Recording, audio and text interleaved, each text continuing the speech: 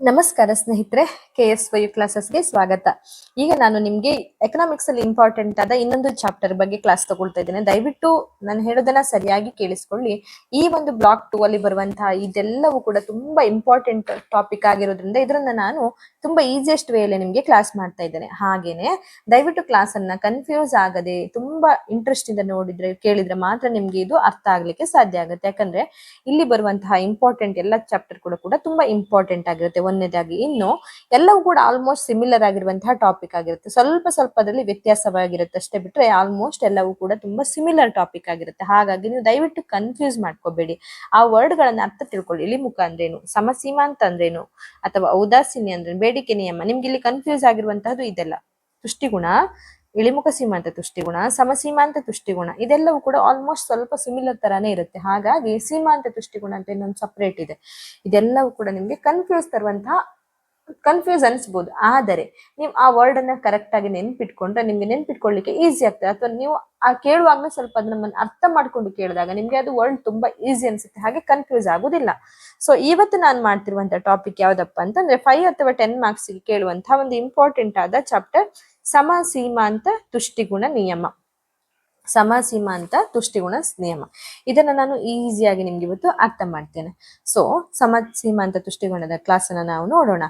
English ನಲ್ಲಿ ಇದನ್ನ law of ಇಕ್ವಿಮಾರ್ಜಿನಲ್ utility ಅಂತಾರೆ. ಲಾ ಆಫ್ ಇಕ್ವಿಟ್ ಮಾರ್ಜಿನಲ್ ಯುಟಿಲಿಟಿ ಅಂತ ಕರೀತಾರೆ. ಈ ನಿಯಮವನ್ನ ಅರ್ಥ ಮಾಡ್ಕೊಳ್ಳೋ ಮೊದಲು ಸ್ವಲ್ಪ ತುಷ್ಟಿಗುಣ ಮತ್ತು ಸೀಮಾಂತ ತುಷ್ಟಿಗುಣನ ಕಲ್ತ್ಕೊಳ್ಳೋಣ.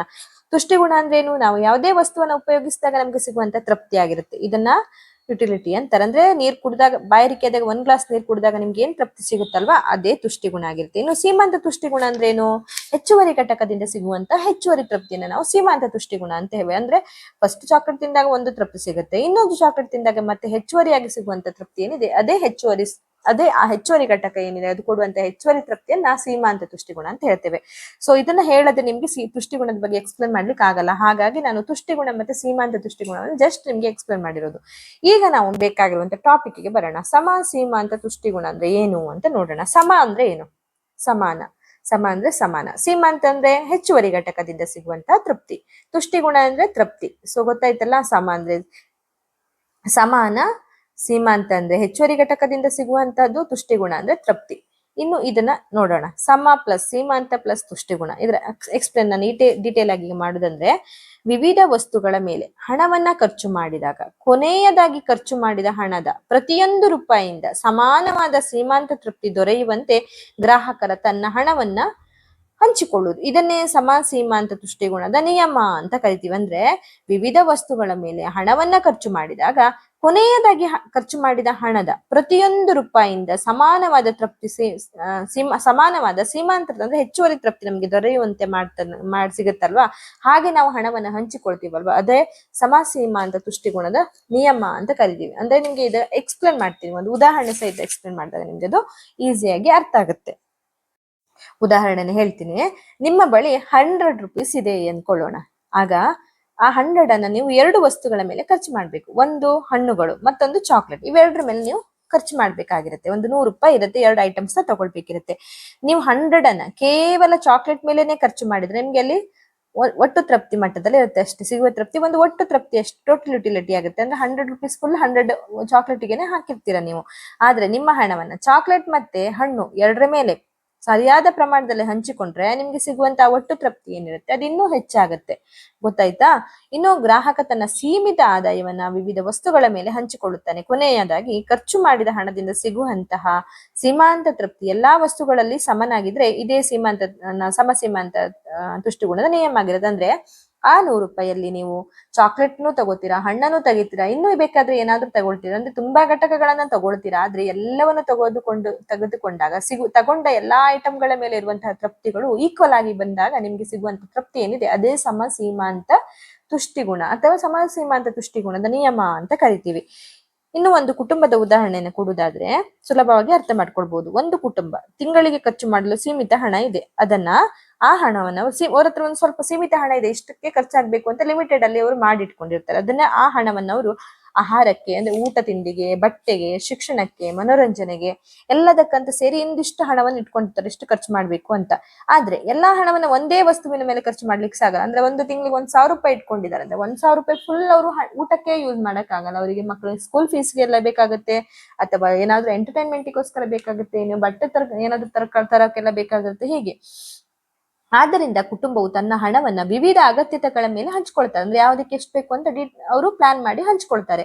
ಹಣವನ್ನು ಒಂದು ವಸ್ತುವಿನಿಂದ ಮತ್ತೊಂದು ವಸ್ತುವಿಗೆ ಬದಲಾಯಿಸುತ್ತಾ ಹೋದಾಗ ಕೊನೆಯದಾಗಿ ಖರ್ಚು ಮಾಡುವ ಹಣದಿಂದ ಸಿಗುವ ತೃಪ್ತಿ ಎಲ್ಲಾ ವಸ್ತುಗಳಲ್ಲೂ ಸಮನಾಗುವ ಹಂತದಲ್ಲಿ ಗ್ರಾಹಕನಿಗೆ ಗರಿಷ್ಠ ತೃಪ್ತಿ ಸಿಗುತ್ತದೆ. ಅಂದ್ರೆ ಈಗ ಅವನು ಊಟಕ್ಕೆ ಅಂತ ಎಷ್ಟು ಖರ್ಚು ಮಾಡ್ತಾನೆ, ಆಮೇಲೆ ಆಹಾರ ಇದು ಬಟ್ಟೆಗೆ ಅಂತ ಎಷ್ಟು ಖರ್ಚು ಮಾಡ್ತಾನೆ, ಸ್ಕೂಲ್ ಫೀಸ್ಗೆ ಅಂತ ಎಷ್ಟು ಖರ್ಚು ಮಾಡ್ತಾನೆ, ಅಥವಾ ಯಾವುದೋ ಒಂದು ಎಂಟರ್ಟೈನ್ಮೆಂಟ್ಗೆ ಅಂತ ಎಷ್ಟು ಖರ್ಚು ಮಾಡ್ತಾನೆ. ಅವನಿಗೆ ಫಸ್ಟ್ ತಗೊಂಡ ಏನು ಖರ್ಚು ಮಾಡಿದ ಆಹಾರಕ್ಕೆ ಏನು ಹಾಕಿದ ಒಂದು ತೃಪ್ತಿ ಸಿಕ್ತಲ್ವಾ, ಒಂದು ಗರಿಷ್ಠವಾದ ತೃಪ್ತಿ ಸಿಕ್ತು. ಅದೇ ತೃಪ್ತಿ ಎನ್ನುವಂಥದ್ದು ಕೊನೆಯದಾಗಿ ಏನ್ ಖರ್ಚು ಮಾಡ್ತಾನೆ, ಅವನು ಮನೋರಂಜನೆಗೋ ಶಿಕ್ಷಣಕ್ಕೂ ಯಾವ್ದಕ್ಕೂ ಖರ್ಚು ಮಾಡ್ತಾನಲ್ಲ, ಅಲ್ಲಿ ಸಿಗುವ ತೃಪ್ತಿ ಕೂಡ ಎರಡು ಕೂಡ ಸಮನಾಗಿರ್ತದೆ. ಯಾಕಂದ್ರೆ ಅವನು ಈಕ್ವಲ್ ಆಗಿ ಸಮನಾಗಿ ಎಲ್ಲವನ್ನ ಅಲ್ಲಿ ಶೇರ್ ಮಾಡ್ಕೊಂಡಿದ್ದಾನೆ ಅನ್ನೋದ್ ರೀತಿಯಲ್ಲಿ ಆಗತ್ತೆ.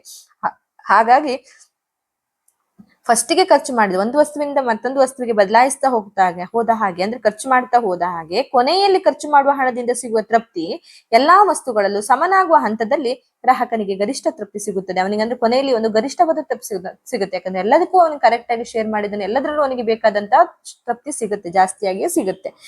ಇದು ಸಮ ಸೀಮಾಂತ ತುಷ್ಟಿಗುಣದ ನಿಯಮ ಆಗಿರುತ್ತೆ. ಇದನ್ನ ಗರಿಷ್ಠ ತೃಪ್ತಿಯ ನಿಯಮ ಅಂತ ಕೂಡ ಕರೀತಾರೆ. ಸಮಸೀಮಾಂತ ತುಷ್ಟಿಗುಣದ ನಿಯಮವನ್ನ ಲಾ ಆಫ್ ಮ್ಯಾಕ್ಸಿಮಮ್ ಸ್ಯಾಟಿಸ್ಫ್ಯಾಕ್ಷನ್ ಎಂದು ಕೂಡ ಕರೀತಾರೆ. ಅಂದ್ರೆ ಗರಿಷ್ಠ ತೃಪ್ತಿಯ ನಿಯಮ ಎಂದು ಕೂಡ ಕರೀತಾರೆ. ಯಾಕೆ ಅಂದ್ರೆ ಸೀಮಿತ ಆದಾಯದಿಂದ ಗರಿಷ್ಠ ತೃಪ್ತಿಯನ್ನು ಪಡಿಬಹುದು. ಅಂದ್ರೆ ಅವನೊಂದು 1,000 ರೂಪೀಸ್ ಅಲ್ಲೇನೆ ಎಷ್ಟು ಘಟಕಗಳಿಗೆ ಅಂದ್ರೆ ಎಷ್ಟು ವಿಷಯಗಳಿಗೆ ಎಲ್ಲವನ್ನ ಖರ್ಚು ಮಾಡಿದ್ದಾನೆ, ಆದ್ರೆ ಎಲ್ಲಾ ಘಟಕಗಳಿಗೆ ಎಷ್ಟೆಷ್ಟು ಖರ್ಚು ಮಾಡಿದ್ದಾನೆ ಅದೆಲ್ಲ ವಿಷಯಗಳಲ್ಲೂ ಅವನು ಗರಿಷ್ಠವಾದ ತೃಪ್ತಿಯನ್ನ ಪಡೆದುಕೊಂಡಿರ್ತಾನೆ. ಯಾಕಂದ್ರೆ ಆಹಾರಕ್ಕೆ ಇಷ್ಟು ಅಂದ್ರೆ ಮ್ಯಾಕ್ಸಿಮಮ್ ಎಷ್ಟು ಬೇಕೋ ಅಷ್ಟು ಖರ್ಚು ಮಾಡಿರ್ತಾನೆ, ಊಟಕ್ಕೆ, ಬಟ್ಟೆಗೆ, ಶಿಕ್ಷಣಕ್ಕೆ, ಮನೋರಂಜನೆಗೆ ಎಲ್ಲದಕ್ಕೂ ಕೂಡ ಅವನು ಖರ್ಚು ಮಾಡಿರ್ತಾನೆ. ಅದೆಲ್ಲ ಒಂದು ಘಟಕಗಳಲ್ಲಿ ಅವನು ಖರ್ಚು ಮಾಡಿರೋದು ಅವನಿಗೆ ಗರಿಷ್ಠ ತೃಪ್ತಿಯನ್ನ ನೀಡುದ್ರಿಂದ ಅವನಿಗೆ ಸಿಗುವಂತದ್ದು ಒಂದು ಸೀಮಿತ 1,000 ರೂಪೀಸ್ ಲೆಕ್ಕ ತಗೊಂಡ್ರು ಅದರಲ್ಲಿ ಅವನು ಈಕ್ವಲ್ ಆಗಿ ಖರ್ಚು ಮಾಡಿದ್ರಿಂದ ಅವನಿಗೆ ಒಂದು ಸೀಮಿತ ಆದಾಯದಿಂದ ಗರಿಷ್ಠ ತೃಪ್ತಿಯನ್ನ ಪಡಿಲಿಕ್ಕೆ ಸಾಧ್ಯ ಆಗುತ್ತೆ. ಆದ್ರಿಂದ ಇದಕ್ಕೆ ಗರಿಷ್ಠ ತೃಪ್ತಿ ನಿಯಮ ಎಂದು ಕರೀತಾರೆ. ನಮ್ಮ ಬಳಿ ಹಣ ಸೀಮಿತ, ಆದ್ರೆ ಅಗತ್ಯತೆಗಳು ಅನೇಕ ಇರುತ್ತೆ. ಆದ್ರಿಂದ ಹಣವನ್ನ ಸರಿಯಾದ ರೀತಿಯಲ್ಲಿ ಹಂಚಿಕೊಂಡು ಗರಿಷ್ಠ ತೃಪ್ತಿಯನ್ನು ಪಡೆಯುವುದು ಮುಖ್ಯ. ನಿಮ್ಗೆ ಈಗ ಗೊತ್ತಾಯ್ತಲ್ವಾ, ಇರುವ ಹಣದಲ್ಲಿ ಎಲ್ಲದಕ್ಕೂ ನಾವು ಎಷ್ಟು ಬೇಕೋ ಅಷ್ಟು ಖರ್ಚು ಮಾಡಿದಾಗ ನಮ್ಗೆ ಸಿಗುವಂತ ಏನು ಗರಿಷ್ಠ ತೃಪ್ತಿ ಇದೆ ಅದನ್ನ ಎಲ್ಲರೂ ಕೂಡ ಹಂಗೇನೆ ಪಾಲಿಸಬೇಕು ಎನ್ನುವುದನ್ನ ಇಲ್ಲಿ ಹೇಳ್ತಾರೆ. ಇನ್ನೂ ಸರಳವಾಗಿ ಎಕ್ಸ್ಪ್ಲೇನ್ ಮಾಡೋದಾದ್ರೆ ಪ್ರತಿ ವಸ್ತುವಿನ ಮೇಲೆ ಖರ್ಚು ಮಾಡುವ ಕೊನೆಯ ರೂಪಾಯಿಯಿಂದ ಸಿಗುವಂತ ತೃಪ್ತಿ ಸಮವಾಗಿರ್ಬೇಕು. ಅಂದ್ರೆ ಫಸ್ಟಿಗೆ ನೀವು ತುಂಬಾ ಖರ್ಚು ಮಾಡ್ತೀರಾ, ಕೊನೆಯಲ್ಲಿ ನಿಮ್ಗೆ ಖರ್ಚು ಮಾಡ್ಲಿಕ್ಕೆ ಹಣನೇ ಇರುವುದಿಲ್ಲ. ಆದ್ರೆ ಈಗ ಒಂದು ಫಸ್ಟಿಗೆ ಒಂದು 500 ರೂಪಾಯಿನೇ ಖರ್ಚು ಮಾಡ್ತೀರಾ, ಇನ್ನು ನಿಮ್ಗೆ 4-5 ವಿಷಯಗಳಿರುತ್ತೆ ಖರ್ಚು ಮಾಡಕ್ಕೆ, ಆದ್ರೆ ಲಾಸ್ಟಿಗೆ ನಿಮ್ಗೆ ಬಟ್ಟೆ ತಗೊಳ್ಳಿಕ್ಕೆಲ್ಲ ಹಣನೇ ಇರಲ್ಲ, 100 ರೂಪಾಯಿ ಇಲ್ಲ 50 ರೂಪಾಯಿನೂ ಉಳಿದಿರುವಂತ ಸಾಧ್ಯತೆಗಳಿರ್ತದೆ. ಆಗ ನಿಮ್ಗೆ ಫಸ್ಟ್ ಸಿಕ್ಕಿದಂತ ತೃಪ್ತಿಗೂ ಕೊನೆಯಲ್ಲಿ ಸಿಗುವಂತ ತೃಪ್ತಿಗೂ ಕಡಿಮೆ ವ್ಯತ್ಯಾಸ ಇರುತ್ತೆ. ಆದ್ರೆ ಫಸ್ಟ್ ಇಂದ ಕೊನೆ ತನಕ ನೀವು ಈಕ್ವಲ್ ಆಗಿ ಎಲ್ಲದಕ್ಕೂ ಇಷ್ಟು ಅಂತ ಈಕ್ವಲ್ ಆಗಿ ನೀವು ಖರ್ಚು ಮಾಡ್ಬೇಕು. ಮೊದಲು ಸಿಕ್ಕಿದ ತೃಪ್ತಿ ಹಾಗೆ ಕೊನೆಯಲ್ಲಿ ಸಿಗುವಂತ ತೃಪ್ತಿ ಕೂಡ ಒಂದೇ ಆಗಿರುತ್ತೆ, ಗರಿಷ್ಠವಾಗಿರುತ್ತೆ ಎನ್ನುವುದನ್ನ ನಾವಿಲ್ಲಿ ನೋಡ್ಕೋಬೇಕು. ಇನ್ನು ಏಕೆ ಗರಿಷ್ಠ ತೃಪ್ತಿ ಅಥವಾ ಏಕೆ ಸಮನಾಗಿರ್ಬೇಕು ತೃಪ್ತಿ ಅನ್ನುವಂಥದ್ದಂತ ನೋಡುದಾದ್ರೆ ಕೊನೆಯ ರೂಪಾಯಿಂದ ಸಿಗುವಂತ ತೃಪ್ತಿ ಏಕೆ ಸಮವಾಗಿರ್ಬೇಕು, ಒಂದು ಉದಾಹರಣೆ ಅಂತ ತಿಳ್ಕೊಳ್ಳೋಣ. ನೀವು ಹಣ್ಣುಗಳ ಮೇಲೆ ಖರ್ಚು ಮಾಡಿದ ಕೊನೆಯ 10ರಿಂದ 10 ತೃಪ್ತಿ ಸಿಗುತ್ತೆ ಅಂದ್ಕೊಳ್ಳಿ, ಒಂದು 10 ರೂಪಾಯಿ ಕೊನೆಗೆ ಸಿಗುತ್ತೆ. ಚಾಕ್ಲೇಟ್ ಮೇಲೆ ಖರ್ಚು ಮಾಡಿದ 10 ರೂಪಾಯಿಂದ ಕೇವಲ 5% ತೃಪ್ತಿ ಸಿಗುತ್ತೆ. ಆಗ ಏನ್ ಮಾಡ್ತೀರಾ, ಚಾಕ್ಲೇಟ್ ಮೇಲೆ ಖರ್ಚು ಮಾಡಿದ ಹಣವನ್ನ ಇನ್ನೂ ಸ್ವಲ್ಪ ಕಡಿಮೆ ಮಾಡಿ ಹಣ್ಣಿನ ಮೇಲೆ ಖರ್ಚು ಮಾಡ್ತೀರಾ. ಆದ್ರೆ ಹಣ್ಣಿನ ಮೇಲೆ ಖರ್ಚು ಮಾಡಿದಂತೆ ಅದರ ಸೀಮಾಂತ ತೃಪ್ತಿ ಗುಣ ಕಡಿಮೆ ಆಗುತ್ತೆ. ಅಂದ್ರೆ ಹಣ್ಣಿಗೆ ಹೆಚ್ಚು ದುಡ್ಡು ಹಾಕ್ತಾ ಹೋದಂಗೆ ಹಣ್ಣು ಜಾಸ್ತಿ ಆಗ್ತಾ ಹೋಗುತ್ತೆ, ಆದ್ರೆ ಇಲ್ಲಿ ಚಾಕ್ಲೇಟ್ ಕಡಿಮೆ ಆಗುತ್ತೆ. ಹಣ್ಣಿನ ಸೀಮಾಂತ ತುಷ್ಟಿಗುಣ ಅನ್ನುವಂಥದ್ದು ಕಡಿಮೆ ಆಗ್ತಾ ಹೋಗ್ತದೆ, ಯಾಕಂದ್ರೆ ನಾವು ಜಾಸ್ತಿ ತಗೊಳ್ತಾ ಹೋದಾಗೆ ಸೀಮಾಂತ ತುಷ್ಟಿಗುಣ ಕಡಿಮೆ ಆಗ್ತದೆ, ಯಾಕಂದ್ರೆ ಅಲ್ಲಿ ಇಳಿಮುಖ ಸೀಮಾಂತ ತುಷ್ಟಿಗುಣ ಆಗುತ್ತೆ. ಈಗ ಹಣ್ಣುಗಳಿಂದ ಸಿಗುವಂತ ಸೀಮಾಂತ ತೃಪ್ತಿ ಏನಿದೆ ಅಥವಾ ಸೀಮಾಂತ ಗರಿಷ್ಠ ತೃಪ್ತಿಯನ್ನು ನಾವು ಜಾಸ್ತಿ ತಗೊಳ್ತಾ ಹೋದಾಗೆ ಹಣ್ಣು ಚಾಕ್ಲೇಟ್ ಇಂದ ಸಿಗುವ ಸೀಮಾಂತ ತೃಪ್ತಿ ಬೇರೆ ಕಡಿಮೆ ಆಗುತ್ತೆ, ಅಲ್ಲಿ ಗರಿಷ್ಠ ತೃಪ್ತಿ ನಿಮ್ಗೆ ಸಿಗುತ್ತೆ ಅನ್ನುವಂಥದ್ದು ನಾವಿಲ್ಲಿ ಅರ್ಥ ಮಾಡ್ಕೊಳ್ಬಹುದು. ಈ ನಿಯಮವನ್ನ ಯಾರು ಪ್ರತಿಪಾದಿಸ್ತಾರಂತಂದ್ರೆ ಆಲ್ಫ್ರೆಡ್ ಮಾರ್ಷಲ್ ಅನ್ನಂತರು ಇದನ್ನ ಪ್ರತಿಪಾದಿಸ್ತಾರೆ. ಮತ್ತೆ ಲಾ ಆಫ್ ಈಕ್ವಿ ಮಾರ್ಜಿನಲ್ ಯುಟಿಲಿಟಿ ಅಂತ ಇದನ್ನ ಕರೀತಾರೆ. ಅಂದ್ರೆ ಸಮಸೀಮಾಂತ ತುಷ್ಟಿಗುಣದ ನಿಯಮ ಎಂದು ಕರೀತಾರೆ. ಈ ನಿಯಮದ ಬಗ್ಗೆ ಇರುವಂತಹ ಅಸಂಪ್ಷನ್ ಅಥವಾ ಊಹೆಗಳನ್ನ ನೋಡುವುದಾದರೆ ಒಂದನೆಯದಾಗಿ ಗ್ರಾಹಕರ ಆದಾಯ ಸೀಮಿತವಾಗಿರ್ಬೇಕು, ಅಂದ್ರೆ ನಿಯಮಿತ ಹಣ ಇರಬಾರ್ದು, ಅನಿಯಮಿತ ಹಣ ಇರಬಾರ್ದು, ಜಾಸ್ತಿ ಹಣ ಇರಬಾರ್ದು ಇಂತಹ ಸಂದರ್ಭದಲ್ಲಿ. ಇನ್ನು ಎರಡನೆಯದು ನೋಡುದಾದ್ರೆ ಗ್ರಾಹಕರು ವಿವೇಚನಾಶೀಲರಾಗಿರ್ಬೇಕು, ಅಂದ್ರೆ ಗರಿಷ್ಠ ತೃಪ್ತಿಯನ್ನು ಉಳಿಸಿಕೊಳ್ಳಲು ಪ್ರಯತ್ನಿಸಬೇಕು ಎನ್ನುವಂಥದ್ದು ನೋಡ್ಬೋದು. ಇನ್ನು ವಸ್ತುಗಳ ಬೆಲೆಯು ಸ್ಥಿರವಾಗಿರ್ಬೇಕು, ಅಂದ್ರೆ ವಿಶ್ಲೇಷಣೆ ಮಾಡುವ ಸಂದರ್ಭದಲ್ಲಿ ಬೆಲೆಗಳಲ್ಲಿ ಬದಲಾವಣೆ ಮಾಡಬಾರ್ದು. 4 ಗ್ರಾಹಕರ ಅಭಿರುಚಿ ಸ್ಥಿರವಾಗಿರ್ಬೇಕು. ಟೇಸ್ಟ್ ಮತ್ತು ಪ್ರಿಫರೆನ್ಸ್ ಬದಲಾಗಬಾರ್ದು. ವಸ್ತುಗಳನ್ನ ವಿಭಜಿಸಬಹುದಾಗಿರ್ಬೇಕು. ಅಂದ್ರೆ ಹಣವನ್ನ ವಿವಿಧ ವಸ್ತುಗಳ ಮೇಲೆ ಬೇರೆ ಬೇರೆ ಪ್ರಮಾಣದಲ್ಲಿ ಖರ್ಚು ಮಾಡಲು ಸಾಧ್ಯವಾಗಿರ್ಬೇಕು ಅನ್ನುವಂಥದ್ದು. ಇನ್ನು ಸೀಮಾಂತ ದೃಷ್ಟಿಗುಣ ಕಡಿಮೆಯಾಗುತ್ತಾ ಹೋಗ್ಬೇಕು. ಒಂದು ವಸ್ತುನ ಹೆಚ್ಚು ಹೆಚ್ಚು ಉಪಯೋಗಿಸಿದಂತೆ ಹೆಚ್ಚುವರಿ ತೃಪ್ತಿ ಕಡಿಮೆ ಆಗ್ಬೇಕು. ಅಲ್ಲಿ ಅಂದ್ರೆ ಸೀಮಾಂತ ದೃಷ್ಟಿಗುಣ ಆಗುತ್ತೆ. ಅಂದ್ರೆ ಒಂದು ವಸ್ತುನ ಹೆಚ್ಚು ತಗೊಳ್ತಾ ಹೋದಂತೆ ಅದ್ರ ತೃಪ್ತಿ ಕಡಿಮೆ ಆಗ್ತಾ ಹೋಗುತ್ತೆ. ಅದನ್ನೇ ಸೀಮಾಂತ ದೃಷ್ಟಿಗುಣ ಅಂತ ಕರಿತೀವಿ. ಹೆಚ್ಚುವರಿ ಘಟಕವನ್ನು ಮಾಡಿದಾಗ ತೃಪ್ತಿ ಹೆಚ್ಚುವರಿ ಆಗ್ತಾ ಹೋಗುತ್ತಲ್ವಾ, ಹಾಗೇನೆ. ಇನ್ನು ಈ ನಿಯಮದ ಮಹತ್ವವನ್ನ ನೋಡುದಾದ್ರೆ, ಸಮಸೀಮಾಂತ ನಿಯಮ ದೃಷ್ಟಿಕೋನದ ಮಹತ್ವವನ್ನ ನೋಡುದಾದ್ರೆ, ಒಂದು, ಗ್ರಾಹಕರ ಗರಿಷ್ಠ ತೃಪ್ತಿ ಸಿಗುತ್ತೆ. ಅಂದ್ರೆ ಸೀಮಿತ ಆಯದಿಂದ ಗರಿಷ್ಠ ತೃಪ್ತಿಯನ್ನು ಹೇಗೆ ಪಡೆಯುವುದು ಎಂಬುದನ್ನು ಇದು ತಿಳಿಸ್ಕೊಡುತ್ತೆ. ಇನ್ನು ಕುಟುಂಬದ ಬಜೆಟ್, ಕುಟುಂಬವು ತನ್ನ ಆದಾಯವನ್ನ ಆಹಾರ, ಶಿಕ್ಷಣ, ಬಟ್ಟೆ, ಆರೋಗ್ಯ ಮುಂತಾದವುಗಳ ನಡುವೆ ಹೇಗೆ ಖರ್ಚು ಮಾಡಬೇಕು, ಹಂಚ್ಕೊಳ್ಬೇಕು ಅನ್ನೋದನ್ನ ಸಹಾಯ ಮಾಡುತ್ತೆ. ತುಂಬಾ ಇಂಪಾರ್ಟೆಂಟ್ ಆಗಿರುತ್ತೆ. ಇದು ಪಾಯಿಂಟ್ ಅನ್ನು ನೀವು ಎಕ್ಸ್ಪ್ಲೇನ್ ಮಾಡ್ಲಿಕ್ಕೆ ಕೂಡ ಈಸಿ ಆಗುತ್ತೆ. 3ನೇದು, ಸಂಪನ್ಮೂಲಗಳ ಸರಿಯಾದ ಹಂಚಿಕೆ. ಅಂದ್ರೆ ಸೀಮಿತ ಸಂಪನ್ಮೂಲಗಳನ್ನ ವಿವಿಧ ಅಗತ್ಯಗಳ ನಡುವೆ ಸರಿಯಾಗಿ ಹಂಚಿಕೊಳ್ಳಲು ಸಹಾಯ ಮಾಡುತ್ತೆ. 4, ಸರ್ಕಾರದ ಹಣಕಾಸು. ಸರ್ಕಾರವು ಸೀಮಿತ ಸಂಪನ್ಮೂಲಗಳನ್ನ ವಿವಿಧ ಕ್ಷೇತ್ರಗಳಿಗೆ ಹಂಚಿಕೆ ಮಾಡಬೇಕಾಗತ್ತೆ ಅಂತ. ಇನ್ನು 5, ಉತ್ಪಾದಕರಿಗೂ ಉಪಯುಕ್ತ. ಅಂದ್ರೆ ಉತ್ಪಾದಕರು ತಮ್ಮ ಸೀಮಿತ ಸಂಪನ್ಮೂಲಗಳನ್ನ ವಿವಿಧ ಉತ್ಪಾದನಾ ಚಟುವಟಿಕೆಗಳ ಮೇಲೆ ನಿಯಮಿತವಾಗಿ ಹಂಚಿಕೊಳ್ಳಲು ಈ ತತ್ವವನ್ನ ಬಳಸಬಹುದು. ಇದಿಷ್ಟು ಕೂಡ ಎಕ್ಸಾಂಪಲ್ ಆಗಿರುತ್ತೆ. ಅಂದ್ರೆ ಇದ್ರದ್ದು ಮಹತ್ವ ಆಗಿರುತ್ತೆ ಅಥವಾ ಪ್ರಾಮುಖ್ಯತೆ. ನೆನ್ಪಿಟ್ಕೊಳ್ಳಿ, ಒಂದು ಗರಿಷ್ಠ ತೃಪ್ತಿ, ಗ್ರಾಹಕರ ಗರಿಷ್ಠ ತೃಪ್ತಿ, 2 ಕುಟುಂಬದ ಬಜೆಟ್, 3 ಸಂಪನ್ಮೂಲಗಳ ಸರಿಯಾದ ಹಂಚಿಕೆ, 4 ಸರ್ಕಾರದ ಹಣಕಾಸು, 5 ಉತ್ಪಾದಕರಿಗೂ ಉಪಯುಕ್ತ.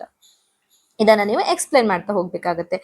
ಇನ್ನು ದೈನಂದಿನ ಉದಾಹರಣೆಗಳನ್ನ ಕೊಡುವುದಾದ್ರೆ, ಒಂದು ಕುಟುಂಬದ ಬಳಿ ತಿಂಗಳಿಗೆ 10,000 ಹೆಚ್ಚುವರಿ ಖರ್ಚಿಗೆ ಹಣ ಇರುತ್ತೆ. ಅವರು ಈ ಹಣವನ್ನ ಆಹಾರ, ಬಟ್ಟೆ, ಶಿಕ್ಷಣ, ಮನರಂಜನೆ, ಈಗಾಗಲೇ ಇದನ್ನ ನಾನು ನಿಮ್ಗೆ ಹೇಳಿದ್ದೀನಿ, ಶಿಕ್ಷಣ, ಮನರಂಜನೆ ಇವುಗಳ ಮೇಲೆ ಖರ್ಚು ಮಾಡಬೇಕು. ಮೊದಲಿಗೆ ಆಹಾರದ ಮೇಲೆ ಖರ್ಚು ಮಾಡಿದಾಗ ತೃಪ್ತಿ ತುಂಬಾ ಹೆಚ್ಚಿರಬಹುದು. ಆದ್ರೆ ಆಹಾರದ ಅಗತ್ಯಕ್ಕಿಂತ ಹೆಚ್ಚು ಖರ್ಚು ಮಾಡಿದ್ರೆ ಅದರ ಹೆಚ್ಚುವರಿ ತೃಪ್ತಿ ಕಡಿಮೆ ಆಗುತ್ತೆ. ಆಗ ಕುಟುಂಬವು ಸ್ವಲ್ಪ ಹಣವನ್ನ ಬಟ್ಟೆ ಮತ್ತೆ ಶಿಕ್ಷಣದ ಕಡೆಗೂ ಕೂಡ ಬದಲಾಯಿಸಬೇಕಾಗುತ್ತೆ. ಹೀಗೆ ಎಲ್ಲಾ ಅಗತ್ಯತೆಗಳ ಮೇಲೆ ಹಣವನ್ನು ಹಂಚಿಕೊಳ್ಳುತ್ತಾ ಹೋಗುತ್ತಾರೆ.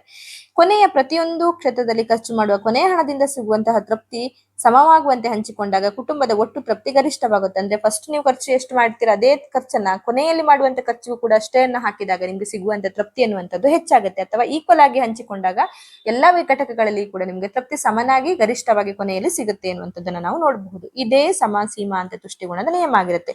ಸೊ ನೀವು ಮುಖ್ಯವಾಗಿ ನೆನ್ಪಿಟ್ಕೊಳ್ಬೇಕಾಗಿರೋದು ಏನಪ್ಪಾ ಅಂದ್ರೆ, ಎಕ್ಸಾಮ್ ಅಲ್ಲಿ ಗ್ರಾಹಕನು ತನ್ನ ಸೀಮಿತ ಆದಾಯವನ್ನ ವಿವಿಧ ವಸ್ತುಗಳ ಮೇಲೆ ಹೀಗೆ ಹಂಚಿಕೊಳ್ಳುತ್ತಾನೆ, ಪ್ರತಿ ವಸ್ತುವಿನ ಮೇಲೆ ಹೇಗೆ ಖರ್ಚು ಮಾಡುತ್ತಾನೆ, ಕೊನೆಯ ರೂಪಾಯಿಯಿಂದ ದೊರೆಯುವ ಸೀಮಾಂತ ದೃಷ್ಟಿಗುಣ ಸಮವಾಗಿರುತ್ತದೆ. ಈ ಸ್ಥಿತಿಯಲ್ಲಿ ಗ್ರಾಹಕನು ಗರಿಷ್ಠ ತೃಪ್ತಿಯನ್ನ ಪಡೆಯುತ್ತಾನೆ. ಇದೇ ಸೀಮಾಂತ ದೃಷ್ಟಿಗುಣದ ನಿಯಮ ಆಗಿರುತ್ತೆ. ಇನ್ನು ಈ ಟಾಪಿಕ್ ನಾನು ಇನ್ನು ಸುಲಭವಾಗಿ ನೆನ್ಪಿಟ್ಕೊಳ್ಳಿಕ್ಕೆ ಉದಾಹರಣೆ ಹೇಳುದಾದ್ರೆ, ನಿಮ್ಮ ಬಳಿ ಸೀಮಿತ ಹಣ ಇದೆ, ಅಗತ್ಯತೆಗಳು ಅನೇಕ ಇರುತ್ತೆ.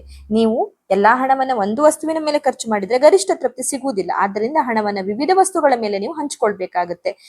ಒಂದು ವಸ್ತುವಿನ ಮೇಲೆ ಹೆಚ್ಚು ಹೆಚ್ಚು ಖರ್ಚು ಮಾಡಿದಂತೆ ಅದರ ಸೀಮಾಂತ ತೃಪ್ತಿ ಗುಣ ಕಡಿಮೆಯಾಗುತ್ತದೆ. ಹೀಗಾಗಿ ಹಣವನ್ನ ಒಂದು ವಸ್ತುವಿನಿಂದ ಇನ್ನೊಂದು ವಸ್ತುಗೆ ಬದಲಾಯಿಸ್ತಾ ಹೋಗ್ಬೇಕು. ಕೊನೆಗೆ ಪ್ರತಿಯೊಂದು ವಸ್ತುವಿನ ಮೇಲೆ ಖರ್ಚು ಮಾಡಿದ ಕೊನೆಯ ರೂಪಾಯಿಯಿಂದ ಸಿಗುವಂತಹ ಸೀಮಾಂತ ತೃಪ್ತಿ ಸಮನಾದಾಗ ಗ್ರಾಹಕನಿಗೆ ಗರಿಷ್ಠ ತೃಪ್ತಿ ಸಿಗುತ್ತದೆ. ಇದೇ ಸೀಮಾಂತ ದೃಷ್ಟಿಗುಣದ ನಿಯಮವಾಗಿರುತ್ತೆ. ನಿಮ್ಗೆ ಇದು ಅರ್ಥ ಆಗಿದೆ ಈ ಕ್ಲಾಸ್ ಅಂತ ಅನ್ಕೊಳ್ತೀನಿ. ದಯವಿಟ್ಟು ನಿಮ್ಗೆ ಈ ಕ್ಲಾಸ್ ಅರ್ಥ ಆದ್ರೆ ಅಥವಾ ಈಸಿ ಅಂತ ಅನ್ಸಿದ್ರೆ ನನಗೆ ಕಮೆಂಟ್ ಮೂಲಕ ತಿಳಿಸಿ. ಈ ಒಂದು ವಿಡಿಯೋದಿಂದ ನಿಮ್ಗೆ ಏನಾದ್ರೂ ಸಹಾಯ ಆಗಿದೆಯಾ ಇಲ್ವಾ ಎನ್ನುವುದನ್ನ ನನಗೂ ಕೂಡ ತಿಳ್ಕೊಳ್ಬೇಕಾಗತ್ತೆ. ಇನ್ನು ನನ್ನ ಕ್ಲಾಸ್ ನಿಮ್ಗೆ ಇಷ್ಟ ಆದ ದಯವಿಟ್ಟು ನನ್ನ ಚಾನೆಲ್ ನ ಸಬ್ಸ್ಕ್ರೈಬ್ ಮಾಡ್ಕೊಳ್ಳಿ ಸ್ನೇಹಿತರೆ. ಧನ್ಯವಾದಗಳು.